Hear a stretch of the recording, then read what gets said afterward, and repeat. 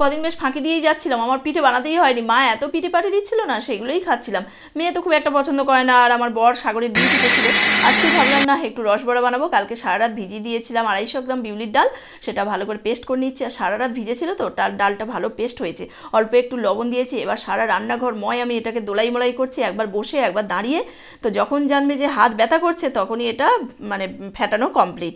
তো এদিকে দেখো তেল গরম করতে দিলাম, আর একদিকে আমি নলেন গুড় ঢেলে দিয়েছি, গ্রামের বাড়ি থেকে এনেছিলাম, এর আগের ভিডিওগুলো চেক করলে পাবে। তো একদম খাঁটি নলেন গুড় ঢেলে দিলাম, এর মধ্যে জল দিয়েছি, অল্প একটু চিনি দিয়েছি, আর এদিকে বড়াগুলো ছেড়ে দিয়েছি। তো খুব সুন্দর গোল না হলেও একদম ফুলে ফেঁপে পান্তুয়া গোলাপ জামুনের মতো দেখতে হয়েছে। সৌনক এসে বললো, মা এটা কি গোলাপ জামুন বানাচ্ছ? আমি বললাম হ্যাঁ, এটা বিকালে তুমি খাবে। আর দেখো সবগুলো রসে ঢেলে দিলাম, একদম খাঁটি নলেন গুড়, গন্ধে আমার রান্নাঘরটা মোমো করছে, খুব সুন্দর গন্ধ বেরিয়েছে। আর সবগুলো ভাজতে বেশ অনেকক্ষণ টাইম লাগলো। আর দেখো রসে ভরে গেছে, একদম পুরো সত্যিই গোলাপ জামুনের মতো হয়েছে। সৌনক খুব পছন্দ করে, ওকে খাইয়ে দিলাম, আমিও খাচ্ছি, এনজয় করি। তোমরা ভিডিওটা কিন্তু লাইক দিতে ভুলবে না।